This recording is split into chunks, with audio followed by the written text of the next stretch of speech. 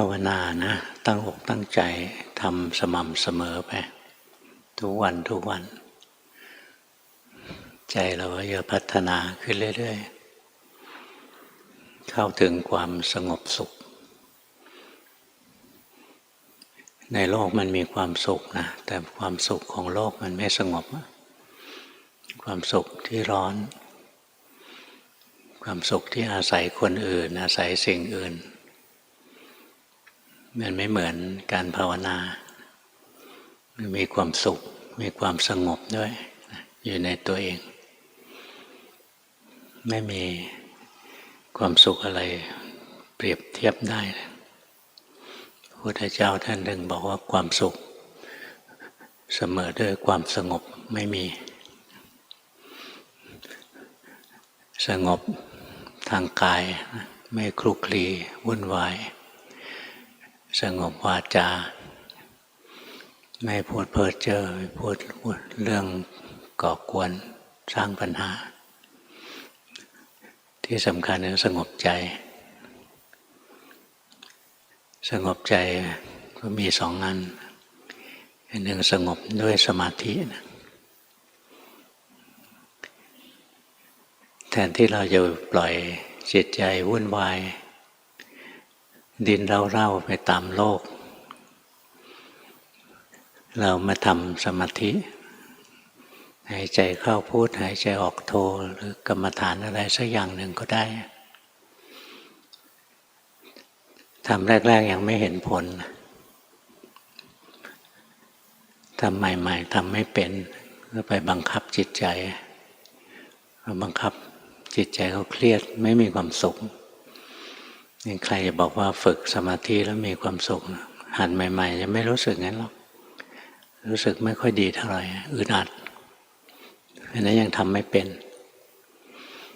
อดทนค่อยๆเรียนค่อยๆสังเกตไปจิตมันสงบอยู่ในอารมณ์มันเดียวอย่างต่อเนื่องมีความสุขมันรู้มันตื่นมันเบิกบานมันสดชื่นมากๆเลยความสุขทางโลกนะมัน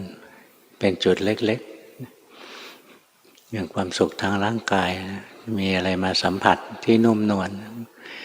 ก็มีความสุขเฉพาะจุดที่มันสัมผัสในความสุขในสมาธินะมันซาบซ่านนะอิ่มเอิบเบิกบานไปทุกรูขุมขนเลยตั้งแต่หัวถึงเท้าดูลงมานะมันเย็นมันชื่นใจนี่ความสุขของสมาธิสมาธิละเอียดขึ้นละเอียดขึ้นภาระของจิตก็ลดลงเรื่อยๆเริ่มต้นยังมีภาระในการบริกรรมพุทโธในการกำหนดลมหายใจกำหนดมือเท้าท้องอะไรก็เป็นภาระจิตมันสงบมากขึ้นนะมันก็วางภาระเป็นลำดับไปยังเคยหายใจเข้าพุทหายใจออกโทนับหนึ่งหายใจเข้าพุทหายใจออกโทนับสองพอจิตมันสงบนะมันก็เหลือแต่หายใจเข้าพุทหายใจออกโทการนับก็หายไปภาระก็ลดลงไปอันหนึ่งภาวนาไปเรื่อยๆนะพุทโธก็หายไปเหลือแต่การหายใจภาระก็ลดลงอีกภาวนาต่อไปเรื่อยๆนะลมหายใจค่อยๆระงับนะสั้นลงสั้นลงสั้นลงนะจนกระทั่งมาหยุดอยู่ที่ปลายจมูกนะอยู่ตรงเนี้ยนะบางคนก็เรียกจะงอยปากตรงจุดเนี้ยอารมณ์มันละเอียดมันประณีตมันจะกลายเป็นแสงสว่างในความรู้สึกเรารู้อยู่กับแสงสว่างลมเป็นของหยาบไปแล้วจิตมันก็สงบมากขึ้นนะต่อมามันก็เห็นอีกการที่จิตเนี่ยต้องคอยตรึกคอยตรองเคล้าเคลียอยู่กับแสงสว่างก็เป็นภาระจิตก็วางแสงสว่างไปก็วางภาระอยู่กับความมีปีติมีความสุขมีความเป็นหนึ่งของจิตภาวนาต่อไปอีก เราก็เห็นว่าปีติก็เป็นภาระปีติเป็นความหวือหวาของจิตที่ได้สัมผัสกับสมาธิใหม่ๆมันคล้ายๆปลานะฝนตกใหม่ๆน้ำมาปลามันกระดี้กระด้าดีอกดีใจอาการของปีติมันก็เหมือนปลาได้น้ำใหม่ๆถ้าเราภาวนาไปเรื่อยเราก็เห็น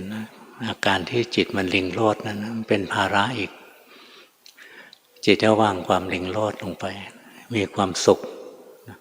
อยู่กับความสุขไปภาวนาไปเรื่อยๆนั้นก็ยังเห็นอีกนะการที่จิตไปเคล้าอยู่กับความสุขติดอกติดใจในความสุขก็เป็นภาระอีกจิตก็ว่างเข้ามาเป็นอุเบกขาสงบสบายเป็นหนึ่งอยู่เนี่ยความสุขของสมาธินะมันอิ่มเอิบมันเบิกบานชื่นอกชื่นใจความสุขในโลกนั้นสั้นนิดเดียวนะความสุขในสมาธินั้นยาว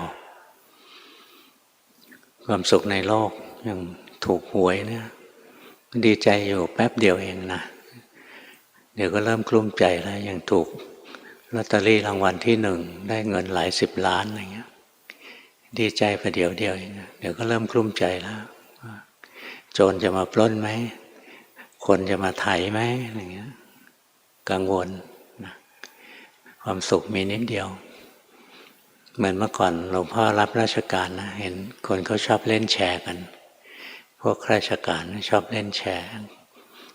ตอนเปียกันนะเปียได้มีความสุขนะหลังจากนั้นไม่มีความสุขแล้วต้องส่งแชร์ไปเรื่อยๆความสุขในโลกมันสั้นนิดเดียวแหละมีจีบสาวสักคนหนึ่งนะพอเขาตกลงยอมเป็นแฟนอยู่ดีใจนะนานๆไปก็รู้สึกมาอยู่ด้วยกันแล้วกลายเป็นภาระเป็นภาระทางใจนี่ความสุขของโลกมันสั้นมันเป็นความสุขที่เจือด้วยภาระมากมายความสุขในสมาธิจากการที่เราภาวนาปฏิบัติไปนะมันสงบสุขมันไม่ใช่สุขเฉยๆมันสงบด้วยสุขด้วยไม่เร่าร้อนค่อยๆฝึกทุกวันทุกวันจิตเราจะมีกำลังเข้มแข็งมากขึ้นมากขึ้นนะมันจะดีขึ้นสบาย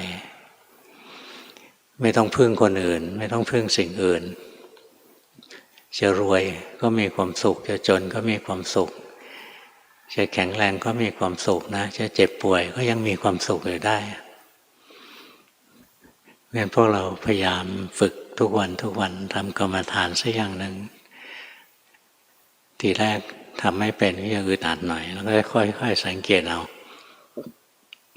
ที่มันอึดอัดนะเพราะเราอยากดีอยากสุขอยากสงบรู้ทันใจที่อยากนะใจเป็นกลางแล้วไม่อยากแล้วทำกรรมฐานไปด้วยใจที่ไม่มีความอยากสงบก็ช่างไม่สงบก็ช่างนะให้ใจเป็นกลางจริงๆนะแป๊บเดียวสงบเลยก็มีความสุขนี่ความสุขมันมีอีกอันหนึ่งนะความสุขของสมาธิก็ยังไม่ยั่งยืนไอ้ที่ว่าไม่ยั่งยืนเนี่ยอยู่ได้เป็นกับๆนะถ้าตายไปเป็นพรหมบางชนิดอยู่ต้อง80,000 กับนะจักรวาลแตกดับเกิดดับเกิดดับเนี่ย80,000 ครั้งยังไม่ตายเลยอายุยืนสงบว่างไม่มีอะไรแต่ก็เสื่อม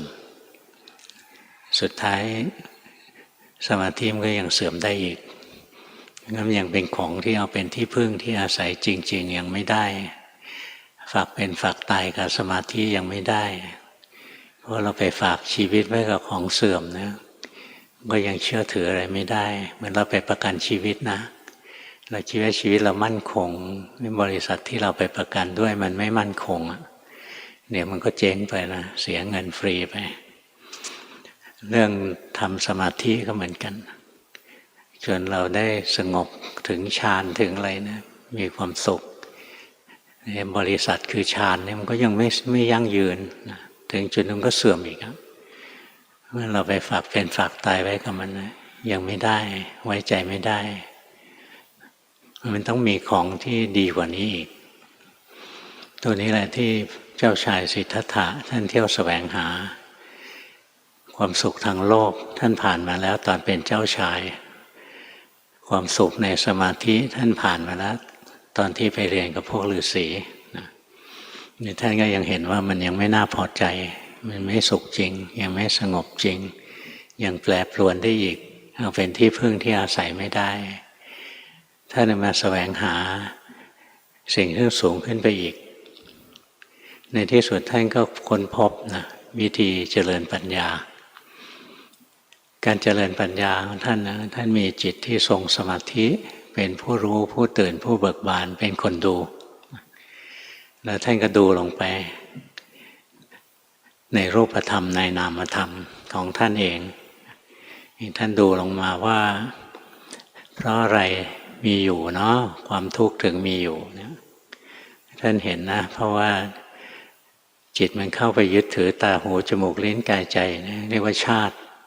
การที่จิตไปหยิบฉวยเอาตาหูจมูกลิ้นกายใจขึ้นมาเนี่ยเรียกว่าชาติจิตไปหยิบฉวยตาขึ้นมาความทุกข์ก็เกิดจิตไปหยิบฉวยหูความทุกข์ก็เกิดไปหยิบฉวยจมูกหยิบฉวยลิ้นหยิบฉวยกายหยิบฉวยจิตขึ้นมาความทุกข์ก็เกิดอีกเนี่ยมีชาติมันก็เลยมีทุกข์ท่านก็ดูความจริงต่อไปอีกไม่ใช่คิดเอานะบางคนไปคิดว่าพระพุทธเจ้าคิดเอาเจ้าชายสิทธัตถะคิดเอาปฏิจจสมุปบาทท่านต้องมีสภาวะรองรับอยู่ดีแหละไม่ใช่คิดกลางอากาศต้องเห็นท่านถึงบอกว่าสติปัฏฐานนะเป็นทางสายเอกทางสายเดียวนะเพื่อความบริสุทธิ์หลุดพ้นถ้าท่านคิดเอาแล้วท่านหลุดพ้นได้มันก็แสดงว่ามีสองสายนี่มีสายเดียวงั้นท่านไม่ได้ไปนั่งคิดเอานะว่าอะไรมีอยู่ทุกข์ถึงมีอยู่อะไรมีอยู่ชาติถึงมีอยู่แต่ท่านเห็นท่านดูลงมาจริงๆเลยทุกข์อยู่ที่กายทุกข์อยู่ที่ใจนะทุกข์ในกายก็มีความแก่ความเจ็บความตายนะความหิวความกระหายความปวดปวดฉี่อะไรเนี้ยเป็นทุกข์ในร่างกายมันมีอยู่นะความทุกข์ในจิตใจก็คือความทุกข์จากการพลัดพรากจากสิ่งที่รักที่พอใจความทุกข์จากการประสบกับสิ่งที่ไม่รักไม่พอใจความทุกข์ที่เกิดจากการไม่สมอยากความเศร้าโศกร่ำไรรำพันความไม่สบายกายความไม่สบายใจอะไรสุดท้ายมันรวมลงมาที่ไม่สบายใจเนี่ยท่านรู้ทุกข์แจ่มแจ้งนะท่านก็เลยสาวลงไปที่สาเหตุของมันไล่ไปตามลำดับจนสุดท้ายท่านก็ไปดูเข้าไปจนถึงสาเหตุของมันนะก็คือตัวตัณหาตัวอวิชชาเพราะมีอวิชชาตัณหาอุปาทานก็เลยเกิดชาติการที่จิตหยิบฉวยตาหูจมูกลิ้นกายใจขึ้นมาจิตไปหยิบฉวยตาหูจมูกลิ้นกายใจขึ้นมาทำงานจิตก็มีภาระจิตก็มีทุกข์ขึ้นมาเนี่ยท่านก็ดูลงไปโอ้ตัณหานี่แหละความอยากนี่แหละที่ทำให้จิตมันดิ้นรนแสวงหานะแล้วก็เลยจิตมันเลยหยิบยึดถือโน้นยึดถือนี่นะจิตมันก็เลยทุกข์ขึ้นมาดูลงไปอีกตัณหามันรากเหง้ามันมาจากไหนรากเหง้ามาจากอวิชชาท่านค่อยๆไล่เป็นลำดับลงมานะนี่หลวงพ่อพูดย่อๆหรอกพูดละเอียดพวกเราฟังไม่เข้าใจฟังแล้วเหนื่อยอย่างย่อๆเลยก็คือสรุปเลยนะก็คือการที่เราไม่รู้ความจริงของกายไม่รู้ความจริงของจิตใจนั่นแหละคือตัวอวิชชา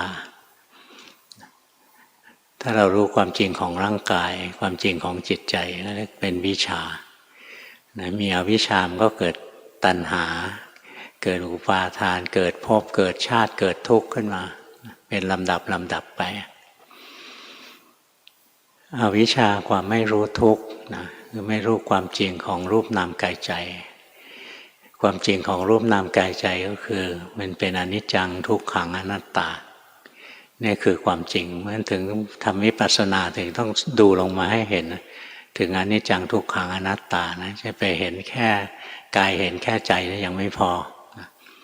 นั่นเห็นกายเห็นใจเฉย ยังไม่พอต้องเห็นว่าความจริงของกายเป็นยังไงความจริงของใจเป็นไงต้องเห็นความจริงนะแล้วเข้าถึงสัจจะเห็นกายเห็นใจยังเข้าไม่ถึงความจริงแท้นะท่านไม่ได้บอกว่าเห็นกายเห็นใจนะใช้ได้นะท่านบอกเห็นทุกข์ใช้ได้อะไรที่มันทุกข์กายมันทุกข์ใจมันทุกข์นี่ให้มันเป็นทุกข์ในลักษณะยังไงเป็นทุกข์เพราะมันไม่เที่ยงเป็นทุกข์เพราะมันถูกบีบคั้นเป็นทุกข์เพราะมันบังคับไม่ได้ไม่อยู่ในอำนาจอย่างนี้เรียกเราเห็นจริงแล้วนะรู้แจ้งในกองทุกข์แล้วว่ากองทุกข์คือกายกับใจเนี้ยมันเป็นของไม่เที่ยงเป็นทุกข์เป็นอนัตตางั้นเวลาที่เรามาหัดภาวนานะเราก็ตั้งหลักให้ดีเลยอันแรกเลยเราจะคอยรู้สึกอยู่ในกายคอยรู้สึกอยู่ในใจวงเล็บของตัวเองนะดีที่สุดดูกายดูใจคนอื่นนั้นเสี่ยงอย่างพระหนุ่มๆเนี่ยพระพุทธเจ้าสอนให้สำรวมนะไม่แส่ใส่ลูกตาไปเห็นโยมมาวัดก็ดูนะดูไปโยมบางคนก็ไม่เรียบร้อยนะใส่เสื้อคอลึกๆนุ่งกางเกงสั้นนิดเดียวในยุคนี้ยังดีนะยุคก่อนเนี้ยนุ่งกางเกงน่าเกลียดมากเลยก้มกราบทีหนึ่งนี่นะความลับรั่วไหลหมดเลยนะพระหนุ่มๆไปเห็นเข้านะใจก็หวั่นไหวอะไรเงี้ยงั้นอย่างพระเนี่ยท่านให้สำรวมอินทรีย์ไว้ก่อนอย่าไปดูมันนะดูคนอื่นนะกิเลสมันจะเกิดให้ดูตัวเองนี่พวกเราจะภาวนานะถึงเราไม่ได้เป็นพระเราก็ใช้หลักอันเดียวกันแหละอย่าไปดูคนอื่นเลยไปดูพวกดาราอะไรเนี่ยนะมันสวยมันหล่ออะไรนะดูแล้วเดี๋ยวเกิดกิเลสดูกายดูใจของเราเองนี่แหละดูกายดูใจของเรามันดูได้สองอย่างนะอันหนึ่งเห็นความไม่สวยไม่งามความเป็นปฏิกูณอสุภะอันนี้ถ้าดูอย่างนี้จิตจะสงบจากราคะเป็นสมาธิเกิดสมาธิขึ้นถ้าดูอีกอย่างหนึ่งก็ดูให้เห็นเลยกายนี้ใจนี้ไม่เที่ยงเป็นทุกข์เป็นอนัตตาเนี่ยเราเริ่มเห็นความจริงแล้วตัวอสุภะปฏิกูณอสุภะไม่ใช่ความจริงแท้นะ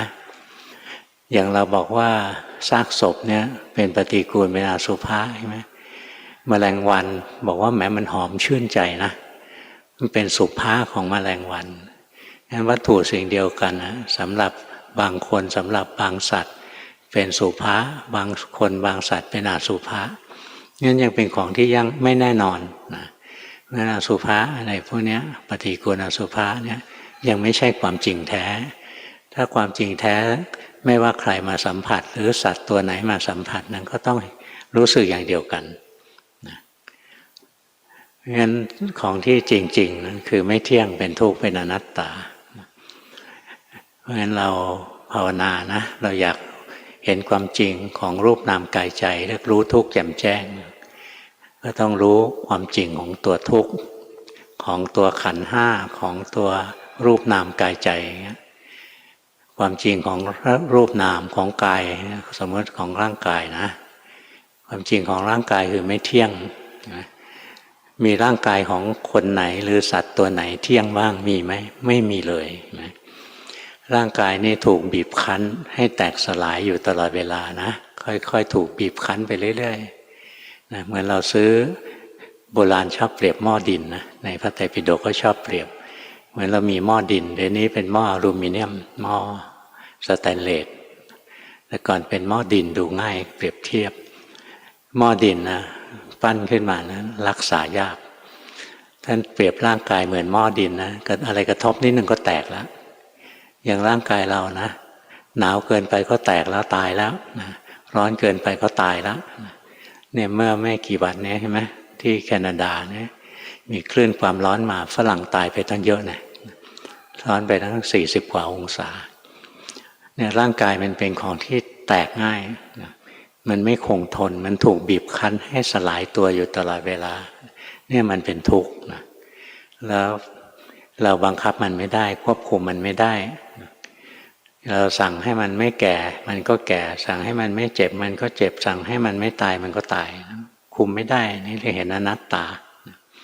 เป็นแค่วัตถุเป็นแค่ก้อนธาตุที่หมุนเวียนเปลี่ยนแปลงไปเรื่อยๆอันนี้เป็นอนัตตาเนี่ยอย่างนี้เราดู ร่างกายนะเลยจะเป็นกายคนไทยกายฝรั่งกายคนจีนมันก็อนิจจังทุกขังอนัตตาเหมือนกันนั่นอนิจจังทุกขังอนัตตามันเลยเป็นความจริงเป็นความจริงแท้ๆในขณะที่ปฏิกูณอสุภะนั้นแต่ละคนไม่รู้สึกเหมือนกันรู้สึกไม่ต่างมันต่างๆกันไปอย่างคนไทยไม่อาบน้ำนะรู้สึกทนไม่ได้นะฝรั่งไม่อาบน้ำตั้งหลายวันนะรู้สึกปกติอย่างเงี้ยเราผ่านเราเรื่องเหม็นสาบนะเขาก็ใช้น้ำหอมกลบกลิ่นไว้หรือคนไทยใช่ไหมขับถ่ายเราก็ต้องล้างก้นต้องมีน้ำนะฝรั่งไม่มีอย่างเงี้ยแต่ละชาติมันมีระดับที่โอเคที่ยอมรับได้ไม่เหมือนกันนะเรื่องตรงไหนสะอาดตรงไหนสกปรกนะไม่เหมือนกันคนไทยเข้าบ้านต้องถอดรองเท้านะถ้าดีกว่านั้นล้างเท้าด้วยขึ้นเตียงนอนนะถ้าไปเที่ยวมายังไม่ถอดรองเท้าแล้วขึ้นเตียงนอนนะถ้าเป็นเด็กๆก็ถูกเคาะตะตุ่มเลยนะถูกไล่ให้ลุกไปอาบน้ำถอดรองเท้าถุงเท้าอะไรเนี่ยเพราะงั้นไอ้เรื่องอสุภะเนี่ยแค่ไหนอสุภะเนี่ยมันไม่เหมือนกันแต่อนิจจังทุกขังอนัตตาเนี่ยไม่ว่าที่ไหนก็เหมือนกันหมดคนไทยคนจีนคนฝรั่งคนแขกนะร่างกายมันก็แก่มันก็เจ็บมันก็ตายเหมือนกันนะถูกความทุกข์บีบคั้นเหมือนกันควบคุมไม่ได้บังคับไม่ได้เหมือนกันบางคนก็พยายามต่อสู้ใช่ไหมหน้าเหี่ยวหน้าย่นก็ไปดึงไปนะฉีดโบท็อกซ์นะไปผ่าตัดดึงหนังนะดึงไปเรื่อยๆนะหวังว่าจะดูไม่แก่แต่ข้างในมันแก่สุดท้ายหน้ายังสาวอยู่เลยนะอายุเยอะแล้วก็ตายยั่งยืนอยู่ไม่ได้จริงหรอกเพราะฉะนั้นเวลาเราดูความจริงของกายดูความจริงของจิตใจนะดูให้เห็นอนิจจังทุกขังอนัตตาวิปัสสนากรรมฐานนะถึงต้องดูให้เห็นอนิจจังทุกขังอนัตตาของรูปนามกายใจปฏิกูณอสุภะนั้นทำได้แล้วมีประโยชน์ไหมมี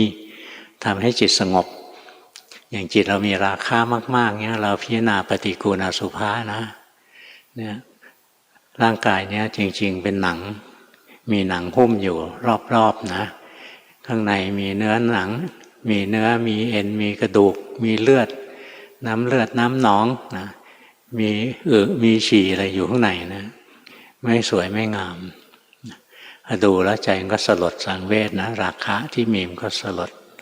ลดลงไปหรือบางท่านบารมีท่านสูงนะท่านดูพิจารณาอสุภะที่คนอื่นนะอันนี้มีครูบาอาจารย์หลายองค์ในประวัติของท่านพิจารณาปฏิกูณอสุภะของคนอื่นนี่หลวงพ่อไม่อยากแนะนำนะพวกเราอินทรีย์เราอ่อนบารมีเราน้อยนะไปดูคนอื่นเดี๋ยวกิเลสมันฟูมามันมองไม่เห็นอสุภะมันเห็นแต่สุภะไปหมดนะยังมีครูบาอาจารย์บางองค์นะท่านลังเลใจว่าจะบวชตลอดดีไหมหรือจะสึกนะหรือจะยังไงดีกับชีวิตจะไปมีเมียหรือยังไงดีนะมีองค์หนึ่งนะท่านชอบผู้หญิงคนหนึ่งมากเลย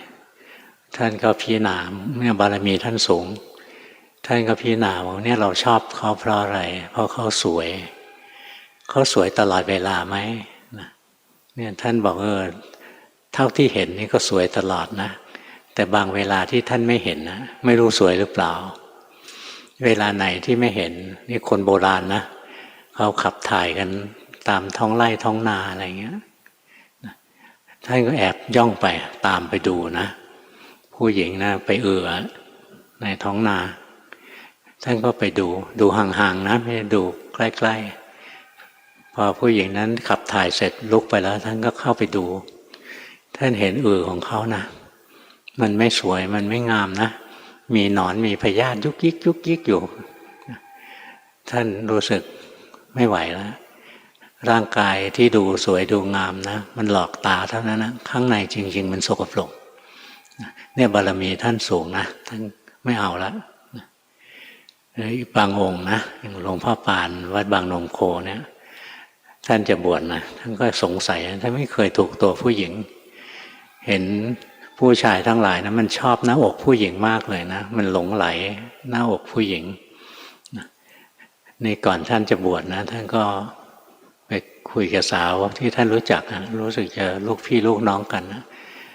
บอกขอจับหน้าอกสักทีหนึ่งได้ไหมอยากรู้ว่าทำไมคนมันหลงกันทั่วโลกเลยนะผู้หญิงคนนี้ก็บารมีสูงนะลองดูจะบวชแล้วท่านลองจับหน้าอกเขาดูนะสัมผัสแบบนี้นะแล้วลองมาจับที่น่องตัวเองดูมันเหมือนกันนะเราจะไปบ้าอะไรเลยไม่สึกเลยนะอย่างนี้บารมีท่านสูงนะท่านดูคนอื่นได้แต่หลวงพ่อไม่แนะนำพวกเรายอมรับความจริงบารมีเรายังไม่มากนะอินทรีย์เรายังอ่อนงั้นถ้าจะดูปฏิกูลดูอสุภะดูของตัวเองนี่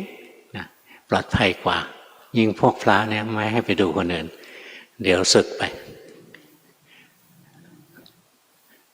นี่ความสวยของคนหนึ่งกับความสวยของคนหนึ่งก็ไม่เหมือนกันใช่ไหมผู้หญิงคนเดียวกันนะผู้ชายคนหนึ่งว่าสวยคนหนึ่งว่าไม่สวยไม่ได้สวยไม่สวยนะสะอาดไม่สะอาดเนี่ยไม่ใช่ความจริงแท้บางคนเราดูหน้าตาพิลึกนะมีคนเขาชอบเขาบอกอย่างนี้สวยของเขาอย่างนี้เรียกว่ามันเป็นเรื่องบัญญัตินะไม่ใช่เรื่องจริงแต่ความจริงคืออนิจจังทุกขังอนัตตาอย่างร่างกายเล่าให้เราฟังแล้วนะอนิจจังทุกขังอนัตตาจิตใจนี่ก็เหมือนกันเวลาเราภาวนาเข้ามาที่จิตใจอย่าเอาแต่ความสงบอยู่เฉยๆนะถ้าภาวนาแล้วก็สงบนิ่งว่างสบายอยู่นะ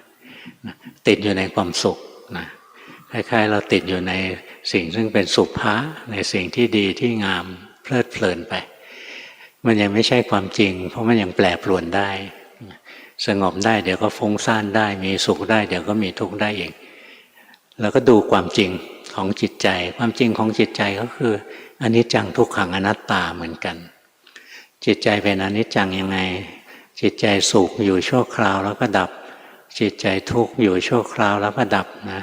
จิตเป็นกุศลอยู่ชั่วคราวแล้วก็ดับจิตโลภโกรธหลงอยู่ชั่วคราวแล้วก็ดับเนี่ยเฝ้าดูของจริงไปนะเฝ้ารู้เฝ้าดูไปเห็นแต่ของเกิดแล้วดับนี่เรียกเห็นอนิจจังนะแล้วเห็นจิตถูกบีบคั้นจิตที่ถูกบีบคั้นเนี่ยจะเห็นเฉพาะคนที่ทรงสมาธินะคนที่ไม่ได้ทรงฌานอะไรเงี้ยจิตมันเกิดดับรวดเร็วยังไม่ทันจะถูกบีบคั้นมันดับไปซะก่อนแล้วมันเกิดดับไปรวดเร็วมากแต่จิตที่ของคนทรงฌานนะก็เข้าสมาธิมีปีติมีความสุขมีอุเบกขาอะไรเนี่ยทรงอยู่ได้นานนะจีอยู่ได้ตั้งหลายวันเข้าสมาธิอยู่นะจิตสงบสบายมีความสุขเนี่ยจะไปดูให้เห็นทุกขังเนี่ยดูยากนะสำหรับคนทั่วไปนะสำหรับคนทรงฌานเนี่ยดูได้มันจะเห็นว่าพอจิตเราเข้าถึงฌานสงบนะมันกำลังถูกบีบคั้นให้ออกจากฌานนะถูกบีบคั้นให้ถอยออกมาเข้าไปถึงฌานที่8นะเดี๋ยวมันก็ถูกบีบคั้นให้ถอยลงมาเรื่อยๆนะจนมาถึงฌานที่1แล้วหลุดออกมาเลยบางทีลงมาถึงฌาน4ก็กระเด็นหลุดออกมาเลยก็มีนะเพราะฉะนั้นคนที่จะเห็นทุกขังของจิตได้ว่าจิตเนี้ยจิตที่เป็นปฐมฌานถูกบีบคั้นให้แตกสลายก็ต้องเป็นคนที่ได้ปฐมฌานนะจิตของคนที่ได้ฌาน2นะถูกบีบคั้นให้สูญเสียความเป็นฌาน2ไปนะต้องได้ฌานนะมันจะเห็นทุกขังง่ายเพราะฉะนั้นคนที่ท่านบรรลุพระอรหันต์นะท่านหลุดพ้นเนี่ยถ้าเป็นพวกที่ทรงฌานนะส่วนใหญ่จะหลุดพ้นด้วยการเห็นทุกข์นะเห็นความถูกบีบคั้นนะอย่างจิตมันทรงฌานนะมันมีแต่ความสุขอะถ้าบุญบารมีพอนะกำลังทรงฌานมีความสุขมีความสงบนะอยู่ๆนะจิตมันพลิกตัวทีเดียวนะจากความสุขความสงบนะกลายเป็นความทุกข์ที่มหาศาลนะเฝ้ารู้เฝ้าดูไปโอ้ยนะในที่สุดก็รู้เลยจิตนี้มันทุกข์จริงๆนะในโลกนี้ไม่มีอะไรทุกข์เท่าตัวจิตผู้รู้นี่แหละตัวทุกข์ที่สุดเลยนะหัวโจกของทุกข์อยู่ตรงนี้เลยเนี่ยถ้าภาวนานะทรงฌานเนี่ย เวลาหลุดพ้นเนี่ยมักจะหลุดพ้นด้วยการเห็นทุกข์นะถ้าเป็นพวกปัญญาแก่กล้ามักจะเห็นสุญญตาเห็นอนัตตาเนี่ยเพราะงั้นจะเห็นอนิจจังก็ได้เห็นทุกขังเห็นอนัตตาก็ได้เวลาภาวนาเนี่ยถ้าดูจิตใจก็เห็นจิตใจไม่เที่ยงเกิดดับเกิดดับไปถ้าเราไม่ได้ทรงฌานเราก็เห็นจิตนี้เป็นอนัตตาเห็นอนิจจังเห็นอนัตตานะทุกขังเว้นไว้ก่อนทุกขังเอาไว้ให้พวกที่เขาเล่นฌานเขาดูกันอย่างจิตเราเป็นอนิจจังเช่นสุขแล้วก็ดับทุกข์แล้วก็ดับเป็นอนัตตาในแง่ที่ว่าเราสั่งให้มันสุขไม่ได้สั่งว่าจงมีความสุขเกิดขึ้นสั่งไม่ได้สั่งว่าความสุขจงอยู่นานๆสั่งไม่ได้สั่งว่าความทุกข์จงอย่าเกิดขึ้นสั่งไม่ได้ความทุกข์เกิดแล้วสั่งให้ดับทันทีสั่งไม่ได้มันไม่อยู่ในอำนาจบังคับนะสั่งจิตว่าอย่าโลภอย่าโกรธอย่าหลงสั่งไม่ได้สั่งว่าจิตจงดีตลอดสั่งไม่ได้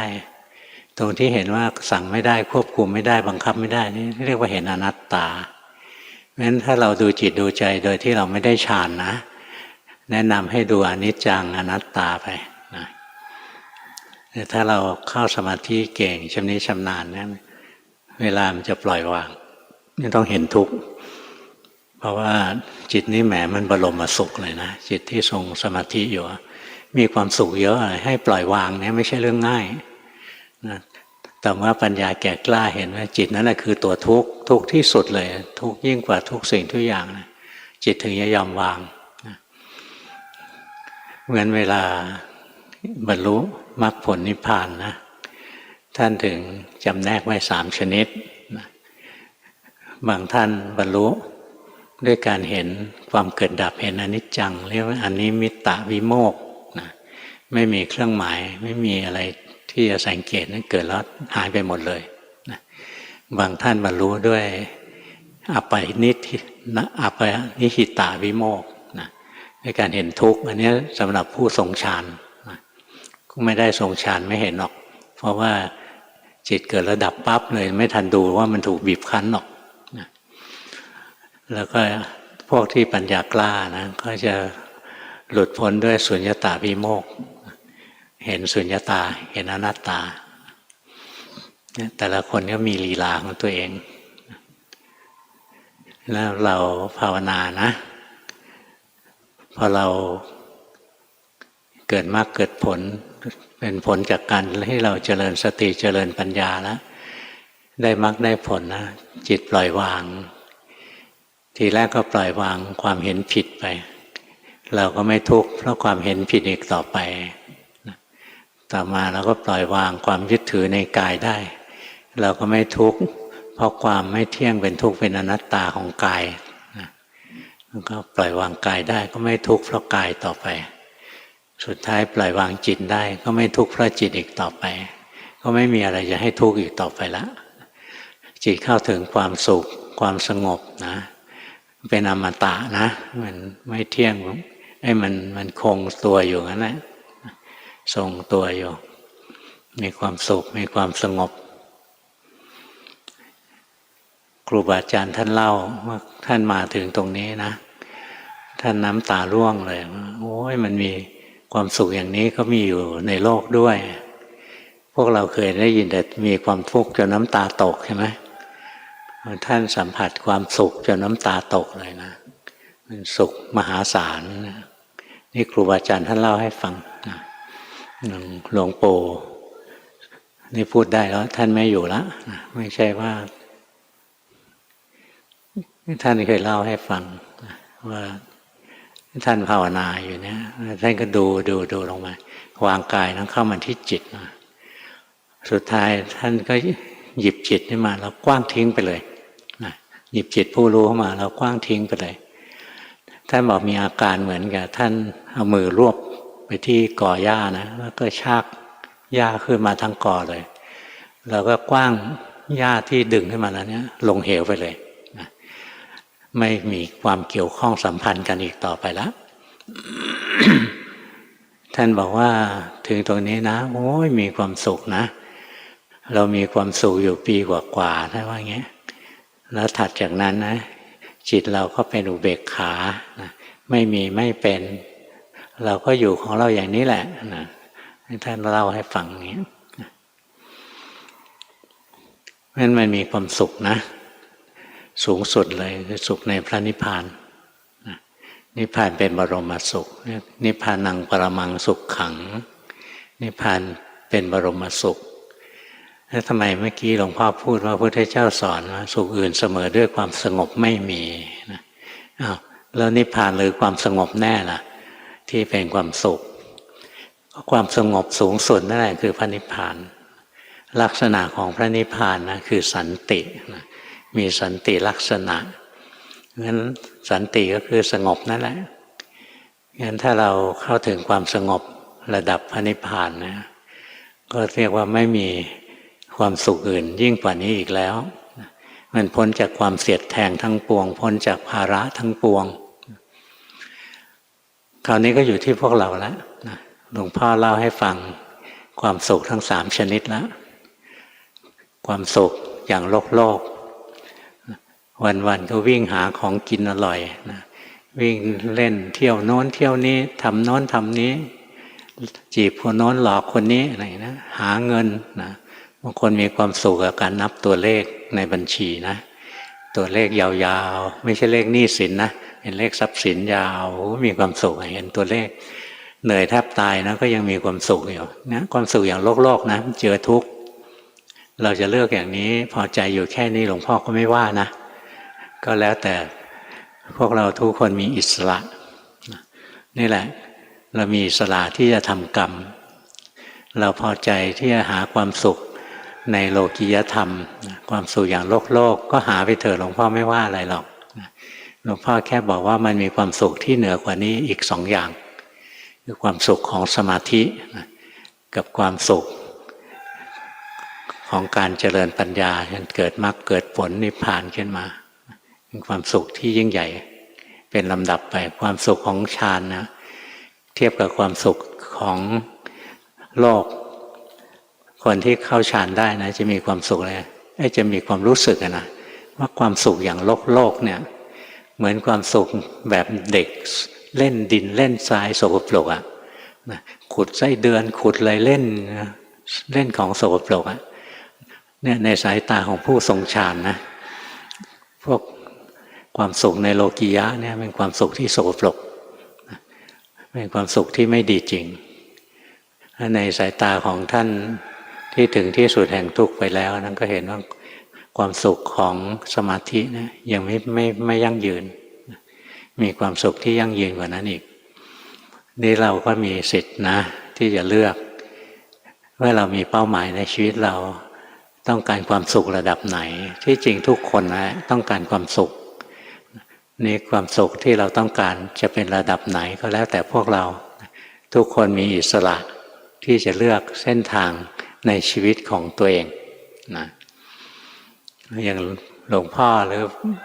พระที่มาบวชนะอาจารย์น้าอะไรพวกนี้ไม่คิดจะสึกนะพวกที่ไม่คิดจะสึกนะเพราะไม่คิดจะไปหาความสุขในทางตาหูจมูกลิ้นกายใจความสุขในโลกแล้วรู้สึกไม่มีสาระแก่นสารอยากได้ความสุขที่สูงขึ้นไปอีกเนี่ยแต่ละคนก็มีทางเดินมีอิสระที่จะเดินของตัวเองนี่แหละกฎแห่งกรรมมันยุติธรรมนะเพราะเราพอใจแค่นี้เราก็ดำรงชีวิตอยู่แค่นี้เราก็ได้แค่นี้แหละเราปรารถนาสิ่งที่สูงขึ้นไปสิ่งที่ยั่งยืนขึ้นไปเราก็ต้องอดทนภาคเพียรทำกรรมที่สูงขึ้นไปอีกกรรมระดับสูงก็คือกรรมฐานถ้าเอาความสงบก็เรียกทำสมถกรรมฐานเห็นไหมมีทำกรรมเจริญวิปัสสนากรรมฐานเนี่ยมุ่งไปสู่มรรคผลนิพพานเพื่อจะได้พ้นทุกข์เด็ดขาดก็เป็นเรื่องของกรรมทั้งนั้นแหละมันก็เลือกเอานะจะทำอะไรก็เอาเป็นเสรีภาพเป็นสิทธิส่วนบุคคลนะไม่ว่ากันวันนี้เทศเท่านี้แหละหมายเลข1ค่ะนั่งสมาธิภาวนาพุทโธดูร่างกายหายใจเช้าเย็น20-30 นาที ชอบที่จะนั่งเพราะรู้สึกสงบสบาย แต่มันจะนิ่งๆสงบอยู่แค่นั้น ระหว่างวันภาวนาพุทโธในชีวิตประจำวันคือต้องอยู่กับลูกๆทั้งวัน รู้สึกรักลูกก็รู้ โมโหลูกก็รู้ หลงไปคิดบ่อยๆ ขอความเมตตาหลวงพ่อแนะนำการปฏิบัติด้วยค่ะ ปฏิบัติอีกนะปฏิบัติมาก็ใช้ได้ละ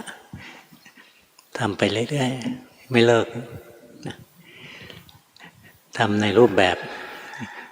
20 นาที30 นาทีอะไรก็ทำไปเวลาที่เหลือปฏิบัติในชีวิตประจำวันเนี่ยเลี้ยงลูกนั่นแหละการปฏิบัตินะรักก็รู้โกรธก็รู้อะไรนะเฝ้ารู้เฝ้าดูไปเห็นใจเราพลิกไปพลิกมานะเอาลูกมาเป็นอารมณ์กรรมฐานเลยนะก็ทำได้แล้วอ่านใจตัวเองไปเรื่อยๆถ้าถึงเวลาแบ่งเวลาไว้ทำในรูปแบบให้จิตได้พักผ่อนจิตจะได้มีกำลังที่ฝึกอยู่ดีนะทำถูกแล้วทำอีกเมื่อวานหลวงพ่อเพิ่งเทศน์นะว่าพวกที่ดีเลิศเลยทำถูกด้วยแล้วทำขยันทำด้วยนะทำอีกทำไปเรื่อยๆพวกคนไหนทำผิดแล้วขยันทำอันนี้ถือว่าแย่ที่สุดเลย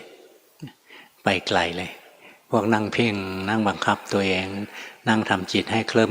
อะไรเงี้ยนะไม่ได้เรื่องนะเบอร์ 2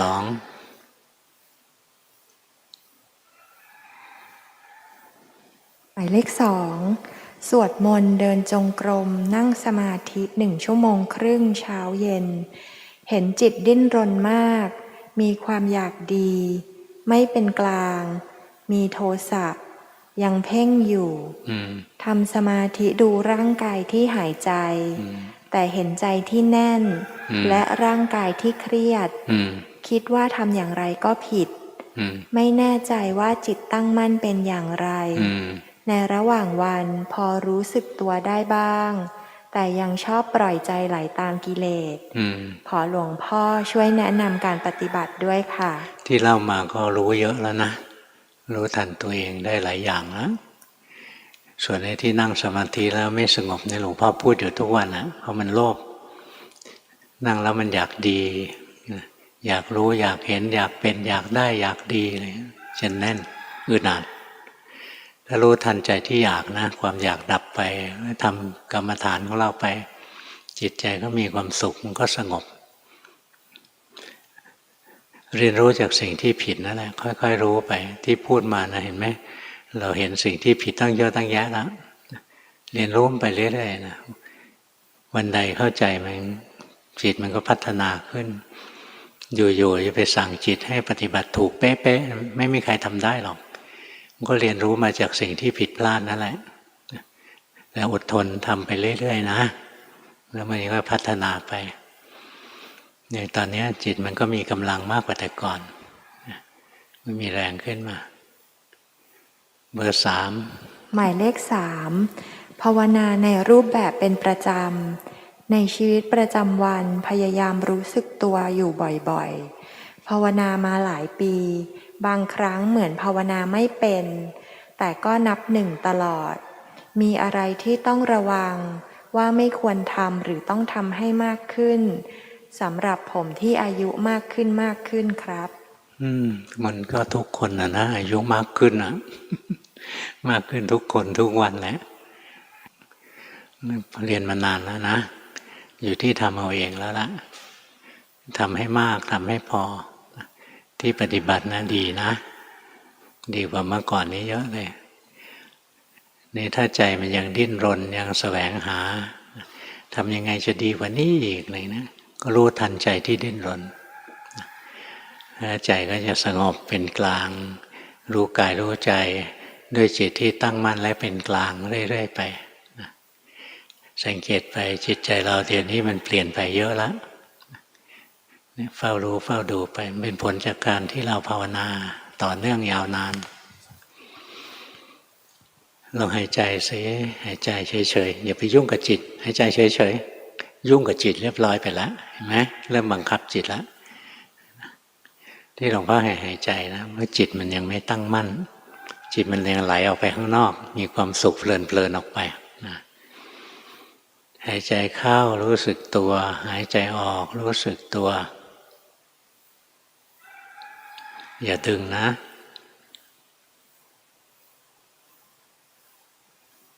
ไหลไปคิดรู้ว่าไหลไปคิด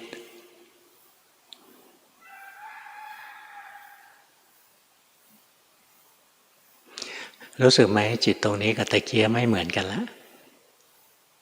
จิตตะเกียอยู่ข้างนอกนะจิตออกนอกนะงั้นเราบังคับให้จิตอยู่ตรงนี้ตลอดไม่ได้มันออกนอกเรารู้ออกนอกเรารู้เลยมันจะทวนกระแสเข้ามาทวนเข้ามาตั้งมั่นที่ตัวรู้จริงๆแล้วก็ไม่รักษาเราก็เห็นทุกอย่างมันเกิดดับกระทั่งตัวรู้เองก็เกิดดับไปทำต่อนะทำมาได้ดีแล้วเบอร์สี่หมายเลข4หนูปฏิบัติตามรูปแบบทุกคืนภาวนาพุทโธดูลมหายใจและตามรู้สภาวะบางครั้งลมหายใจสงบเหมือนไม่หายใจจะเห็นเป็นแสงสว่างถ้าฟุ้งซ่านมากจะพิจารณามรณานุสติทำให้จิตสงบลงได้บ้างระหว่างวันพยายามมีสติรู้สภาวะที่เกิดขึ้นเห็นโทสะเกิดบ่อยมากรู้สึกเหมือนร่างกายโยกสั่นไหวอยู่ตลอดขอหลวงพ่อเมตตาแนะนำการปฏิบัติค่ะไปปฏิบัติต่อนะทำอีกทำให้มันพอทำไปเรื่อยๆทำทุกวันทุกวันอย่าอยากดีใจมันยังโลภอยู่นะยังอยากดีให้รู้ทันเลยว่ามันโลภแล้วก็ภาวนาไปไม่เลิกเดี๋ยวมันก็ดีของมันเองแหละถ้าอยากมันไม่ดีหรอกแล้วถ้าภาวนาแล้วใจมันแน่นๆนะก็รู้เลยนี่เราบังคับแล้วบังคับใจตัวเองแล้วมองออกไหมเวลาใจมันแน่นขึ้นมาอันนั้นเกิดจากเราโลภเราอยากดีเราก็ไปบังคับอยากปฏิบัติก็ไปบังคับอยากรู้ตัวตลอดเวลาอะไรก็บังคับเอารู้ทันใจพอใจมันเป็นกลางแล้วก็ดูสภาวะไปเรื่อยๆถึงเวลาเราก็กลับมาทำความสงบเป็นระยะไปไม่ทิ้งความสงบนะดีแล้วละกลับมาทำสมาธิเป็นระยะออกจากสมาธิก็เจริญปัญญาดูธาตุดูขันธ์ดูกายดูใจมันแสดงไตรลักษณ์ไปเรื่อยๆเบอร์7เบอร์5เบอร์6หายไปนะตอนนี้เอาเบอร์7ก่อนหมายเลข7ใช้ร่างกายและลมหายใจเป็นเครื่องอยู่หลวงพ่อให้ไปดูกิเลสทันบ้างไม่ทันบ้างเผลอยาวช่วงโควิดเห็นกิเลสมาเกาะยึดจิตให้กังวลชีวิตไม่สบายเหมือนเมื่อก่อนโลกข้างนอกเปลี่ยนไปใจยอมรับทุกข์ก็น้อยลงแต่ข้างในยังมีทุกข์มากบางทีมีกิเลสบีบคั้นบางครั้งกิเลสก็ปลอบใจให้หลงตาม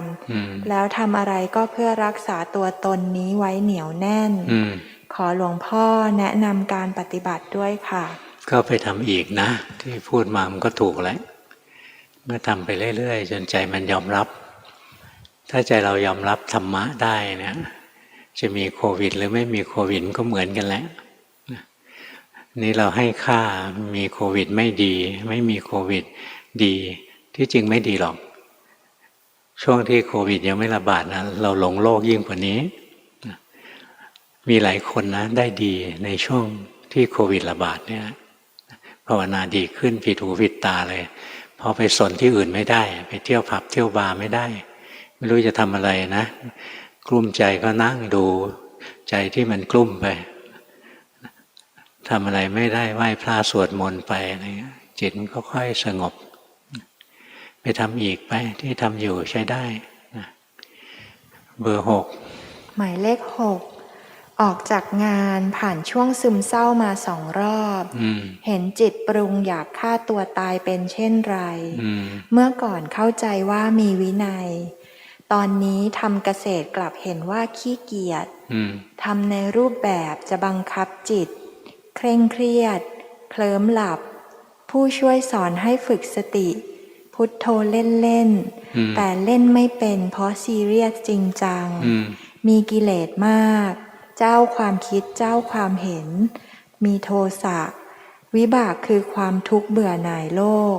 ขอคำแนะนำเพื่อเจริญสติต่อไปค่ะ ทั้งสามีภรรยานะ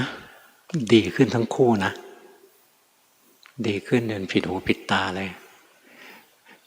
ความทุกข์นั่นแหละเป็นบทเรียน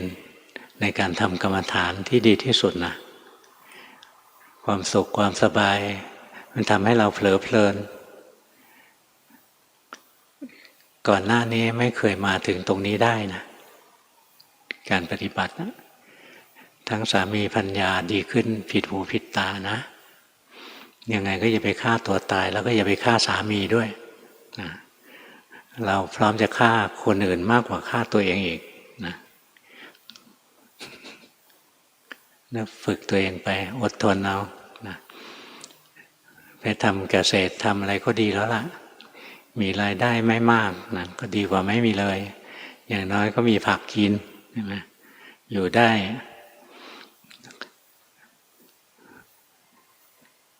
โควิดระบาดรอบนี้ถึงจะตกงานแต่กำไรแล้วล่ะถ้ายังมีงานทำมีเงินใช้มีทุกสิ่งทุกอย่างอย่างแต่ก่อนกิเลสเราไม่มีทางลดอย่างนี้หรอกมันจะกูเก่งอยู่ตลอดเวลาอย่างตอนนี้รู้สึกแล้วกูไม่ค่อยเก่งเท่าไหร่แล้วดีขึ้นนะไม่ใช่ไม่ดีเพราะฉะนั้นโควิดเนี่ยให้ประโยชน์กับเราสองสามีภรรยาไม่ใช่น้อยเลยเมื่อเช้าหลวงพ่อเห็นสามีเรามาตั้งกล้องให้นะว่าภาวนาได้ดีผิดหูผิดตาทั้งคู่เลยอย่าให้จิตไปติดนิ่งติดเฉยก็แล้วกันอย่าน้อมจิตไปให้อยู่ในว่างๆนะ